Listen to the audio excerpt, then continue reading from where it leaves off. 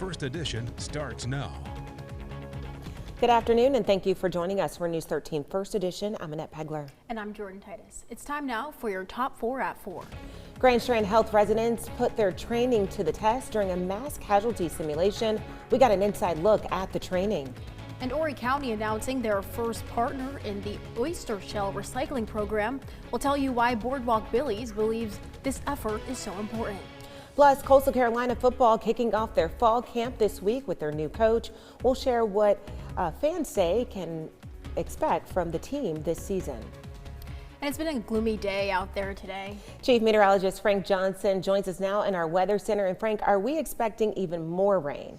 We will continue to see showers overnight tonight. Later on tonight, we're getting a little bit of break along parts of the Grand Strand right now. In fact, looking at Viper 13 real-time radar, we do have showers down across Georgetown County, but they've been drying up as they've moved up the coast. So it's been fairly sunny along the Grand Strand across the North Strand. A few showers and thunderstorms this afternoon, inland areas as well. And there's still a lot of moisture out there, especially offshore. Some of that is going to be building northward tonight, and we'll likely see some more showers around during the overnight hours. Temperatures once again today, because of all the clouds, we're in the 80s right now, cooler than normal for this time of year. And our forecast for tonight, partly cloudy skies, warm and muggy with a few scattered showers tonight. More rain possible tomorrow. I'll have a look at when we're going to dry out coming up in a few more minutes. Thanks, Frank.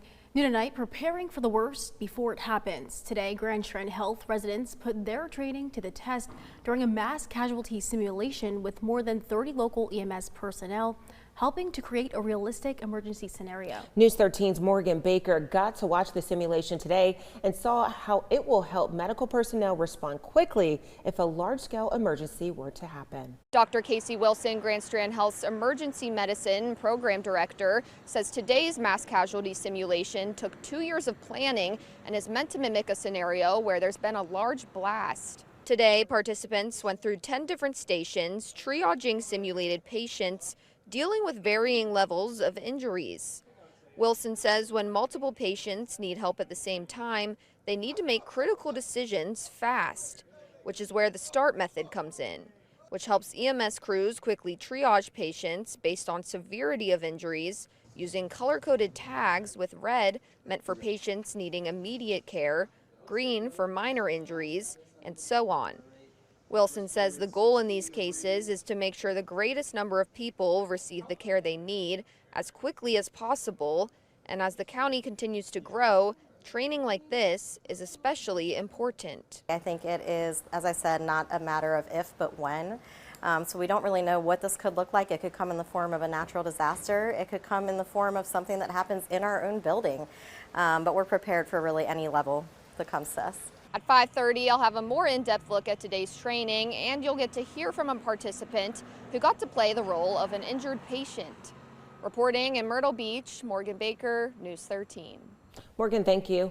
A Scotland County man is facing a child abuse charge after a juvenile was hit by a vehicle earlier today. According to the Scotland County Sheriff's Office, Christopher Jackson has been charged with felony child abuse. Deputies responded this morning to Morgan Street after reports of a juvenile being hit by a vehicle. The child was taken to a local hospital before being taken to a regional children's trauma center for further treatment. Jackson was taken to the Scotland County Magistrate's office where he was issued a $50,000 bond. He is currently awaiting his first court appearance. 3 people were hospitalized after a 3-vehicle crash involving a motorcycle on Highway 31. According to Horry County Fire Rescue, crews responded last night around 7:17 just north of Robert Grissom Parkway. 3 people were taken to the hospital and 2 others signed medical transport waivers. The South Carolina Highway Patrol is investigating, and you can count on us for updates. News 13 is your local election headquarters, and this is your reminder that early voting kicked off today in the special primary to replace the late Senator Lindsey Graham on the November ballot. Polls are open from 8:30 to 5 today through Friday. You'll need a valid photo ID to cast your ballot. The winner faces off against the Democratic nominee, Dr. Annie Andrews, in November's general election. If you are a registered voter and you did not cast your ballot in the June Democratic primary, you are eligible to vote early or on Election Day, August 11th, and if needed, a runoff date is set for August 25th. And key primaries were held across the country last night. One of the big races was the Senate matchup in Michigan. Progressive candidate Abdul El Sayed won the massively expensive Democratic primary race, beating out current Congresswoman Haley Stevens. El Sayed will now take on Republican Mike Rogers. Democratic Socialist candidates also defeated sitting members of Congress in New York and Colorado. But in Missouri, Congressman Wesley Bell beat his Democratic challenger, Cori Bush. Is the rise of the DSA good for your party? Look, we are a big tent party, and being a big tent party is a strength, not a weakness.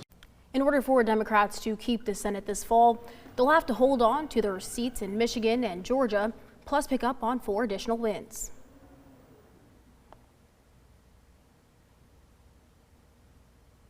News 13 on-time traffic, sponsored by Joy Law Firm. Just call Joy. And traffic not too bad right now on 501 between CCU and Carolina Forest. Just the occasional slowdowns at the traffic lights. No problems right now on 544. Drive times along the Grand Strand on 501 from Carolina Forest to CCU. That's going to take 15 minutes. 17 in both directions along the Grand Strand is moving a little slower than normal as well. Florence area looking okay. No issues in town. No problems on I-95. Currently on 95 from TV Road to 76. That'll take 10 minutes. Palmetto from 5 Points to Irby Street will take 5 minutes. And 52 from Palmetto to I-95 will take 8 minutes. Frank, thank you.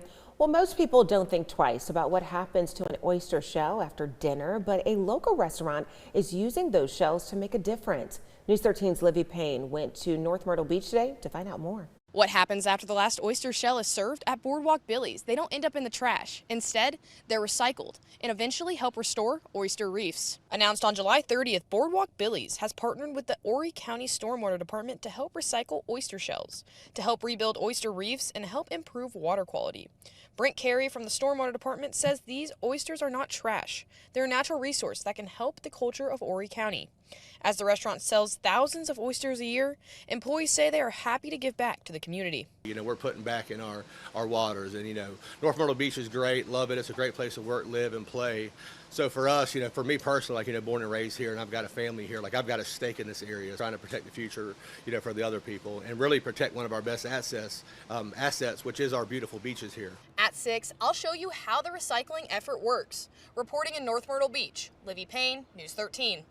Turning now to sports, the Coastal Carolina Chanticleer football team is warming up ahead of their 2026 season with new head coach Ryan Beard. News 13 sports anchor Gianna Forbes was at the team's fall camp today and tells us what the team says we can expect this season. In the words of head coach Ryan Beard, the first day of fall camp is exactly what he's been wanting to see, but questions linger as to who the leader of the pack is going to be and who's been standing out.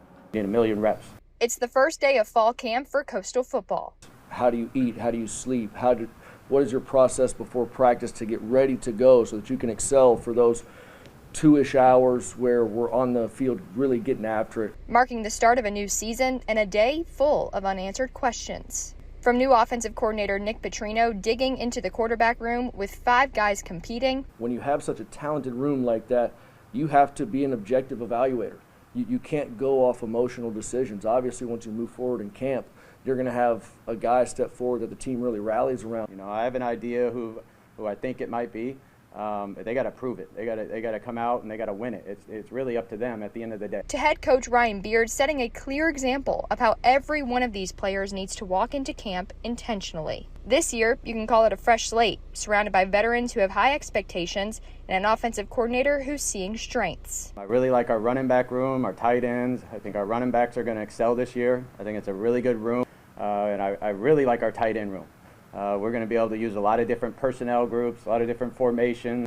And as much as it's about meshing the guys from Coastal, the transfers, and true freshmen, it's also about getting down to the baseline of how the guys are prepping for week 1. Menus out here right now. The best thing we can do is start to shrink it all the way up to West Virginia week to kind of see where we're at. Coach Beard also saying today that the defense only goes as far as the defensive line takes them. He's also been putting a huge emphasis on the line of scrimmage. Petrino saying that there's already a battle going on at who's going to be that right tackle position and those 2 guard spots. It's already getting feisty here at fall camp.